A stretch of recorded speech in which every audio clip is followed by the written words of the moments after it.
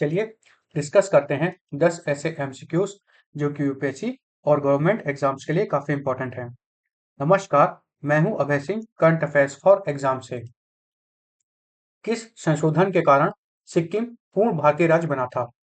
आपके ऑप्शन है फ्रेंड, 35वां संशोधन, 36वां संशोधन, 42वां संशोधन या 44वां संशोधन। इसका सही जवाब है फ्रेंड्स, 36वां संशोधन। दोस्तों, सिक्किम को 16 मई 1975 को ऑफिशियली भारत का 22वां राज्य बनाया गया था, जिसे 36वें कॉन्स्टिट्यूशनल अमेंडमेंट एक्ट के जरिए पूर्ण राज्य का दर्जा मिला था। और इसलिए हम इसे आज की डेट में पढ़ रहे हैं, मतलब 16 मई को, क्योंकि 16 मई को ही सिक्किम स्टेटहुड अचीव किया था।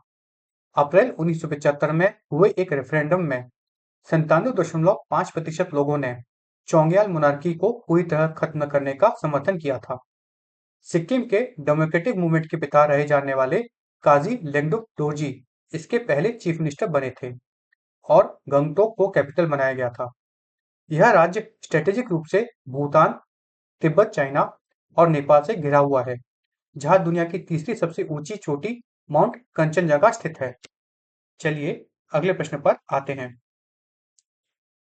कौन सा मच्छर मुख्य रूप से डेंगू वायरस फैलाता है? फीमेल एनिफिलस मॉस्किटो, क्यूलेक्स, एडीज या मंसोनिया? इसका सही जवाब है फ्रेंड्स, एडीज।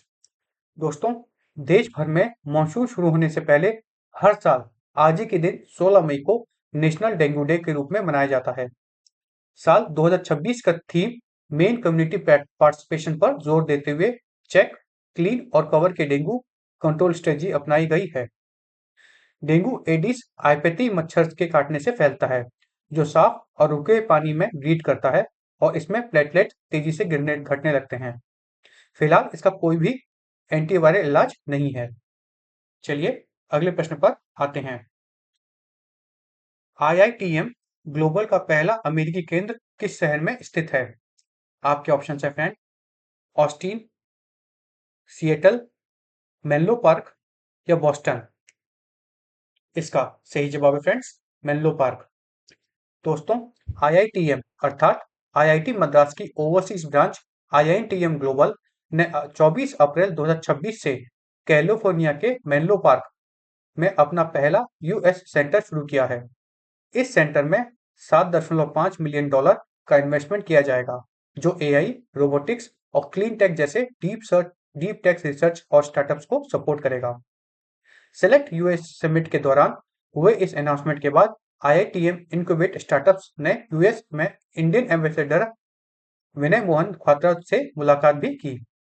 यह कदम भारत और यूएस के बीच innovation corridor, industrial academia collaboration और रिसर्च कमर्शियलाइजेशन को और मजबूत बनाएगा। चलिए अगले प्रश्न पर आते हैं। किस भारतीय शिक्षक ने दक्षिण एशिया क्षेत्रीय कैम्ब्रिज पुरस्कार जीता है? आपके ऑप्शन है फ्रेंड, सोमा मंडल, आयशा किरण, जोआन न्यूमैन या एबिगेल एग्युआ? इसका सही जवाब है फ्रेंड्स, सोमा मंडल। दोस्तों, दिल्ली की GD गोयनका पब्लिक स्कूल की साइंस टीचर श्री सोमा मंडल ने साल 2026 का south Asia regional Cambridge dedicated teacher award जीता है। यह उन्हें इंटरनेशनल सम्मान उनके क्लाइमेट फोकस्ड एजुकेशनल करिकुलम और स्टूडेंट में एनवायरमेंटल अवेयरनेस बढ़ाने के लिए दिया गया है।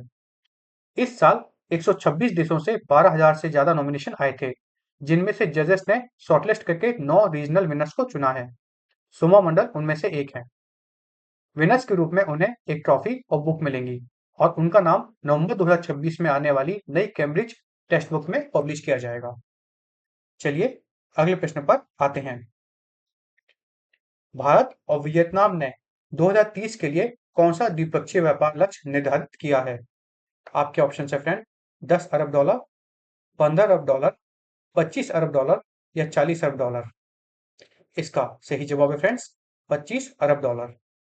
दोस्तों, भारत और वियतनाम ने अपने रिश्तों को एनहेंस्ड कॉम्प्रिहेंसिव स्ट्रेटेजिक पार्टनरशिप में बदल दिया है और बायलैटरल ट्रेड का टारगेट $25 बिलियन रखा है। दोनों देशों ने टेक्नोलॉजी, हेल्थ केयर और यूपीआई पेमेंट इंफ्रास्ट्रक्चर इंटीग्रेशन समेत 13 नए समझौतों पर साइन किए हैं। वियतनाम एशियन देश में भारत का चौथा सबसे बड़ा ट्रेडिंग पार्टनर है और दोनों देश साउथ चाइना सी में मैरीटाइम सिक्योरिटी और फ्रीडम ऑफ नेविगेशन का समर्थन करते हैं। इसके अलावा रेयर अर्थ मिनरल में सहयोग बढ़ाने से इंडिया के सेमीकंडक्टर सप्लाई चेन और मैन्युफैक्चरिंग इकोसिस्टम को फायदा मिलेगा। चलिए अगले प्रश्न पर आते हैं। भारत में फिल्म प्रमाणीकरण किस कानून द्वारा नियंत्रित होता है? आपके ऑप्शन है friend, IT act, RTI act, evidence act या सिनेमेटोग्राफर एक्ट। फ्रेंड्स, इसका सही जवाब है सिनेमेटोग्राफर एक्ट। दोस्तों, इस बारे में हम इसलिए पढ़ रहे हैं क्योंकि ministry of information and broadcasting के तहत काम करने वाले सीबीएफसी अर्थात central board of film certification के नए चेयरमैन शशि शेखर वेम्पति बने हैं। ये हैं श्री शशि शेखर वेम्पति। ये आप नोट कर लीजिएगा, लिख लीजिएगा।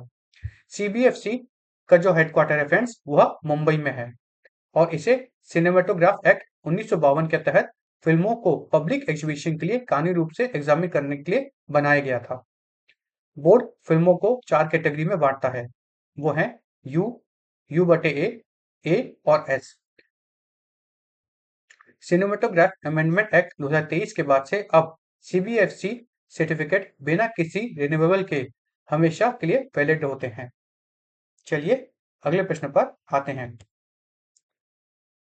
निम्नलिखित में से किसने आर्चीबाल्ड पुरस्कार 2026 जीता है? आपके ऑप्शन है फ्रेंड, शियान ले, जूली फेगर, डेनियल जोन्स या रिचर्ड लीवर। इसका सही जवाब है फ्रेंड्स, रिचर्ड लीवर। ये हैं श्री रिचर्ड लीवर। दोस्तों, रिचर्ड लीवर ने पित जंत जात जारा, मैं फिर से रिपीट करता हूँ, पिट जंत जात जारा, एल्डर और ट्रेडिशनल हीरा इलुवाटी केन के पोर्ट्रेट बनाकर $1,00,000 का आर्कीबाल्ड पुरस्कार 2026 का जीता है। यह प्रतिष्ठित प्राइज 1921 से art gallery of New South Wales द्वारा दिया जा रहा है, जिसमें इस साल 1034 एंट्रीज आई थी। चलिए अगले प्रश्न पर आते हैं। निम्नलिखित में से कौन सा 4 मीटर भूस्थानिक पता ग्रिड का उपयोग करता है?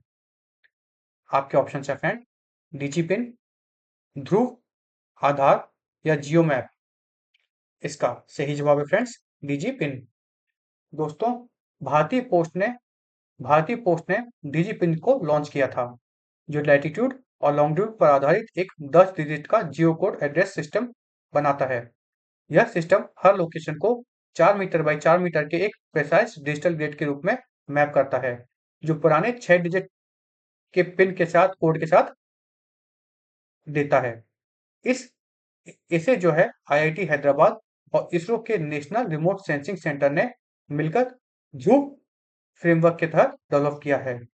यह open source system rural Bharat में अनस्ट्रक्चर्ड एड्रेसेस को ढूंढने, ई कॉमर्स डिलीवरी और इमरजेंसी रेस्पॉन्स को फास्ट करने के लिए बनाया गया है।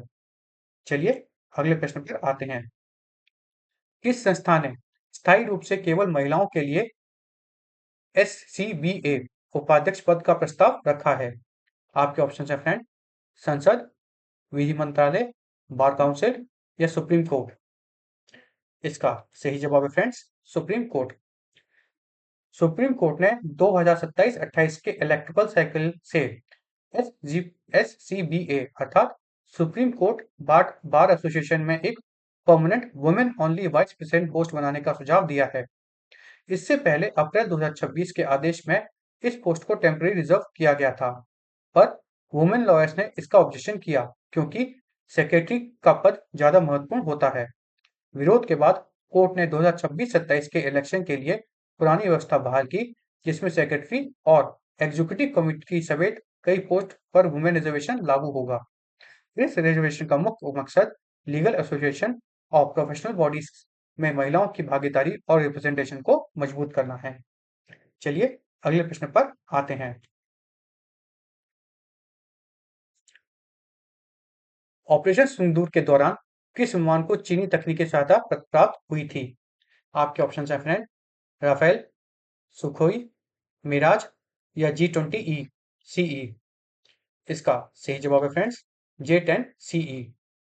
दोस्तों, चाइना ने हाल ही में कंफर्म किया है कि अप्रैल 2026 के पहलगाम अटैक के बाद हुए ऑपरेशन सिंदूर कॉन्फ्लिक्ट के दौरान उन्होंने पाकिस्तान को ऑन साइट टेक्निकल सपोर्ट दिया था।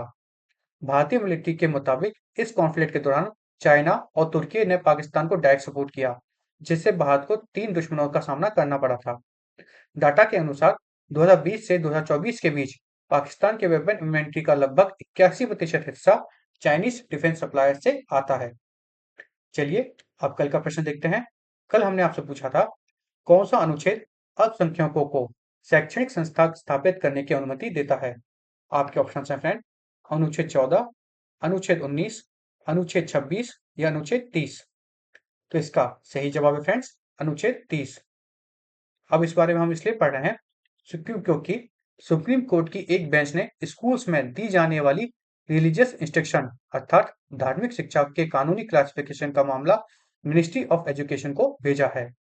कोर्ट में दाखिल पिटीशन में मांग की गई है कि धार्मिक संस्थाओं को सेकुलर एजुकेशनल एस्टेब्लिशमेंट से अलग ट्रीट किया जाना चाहिए।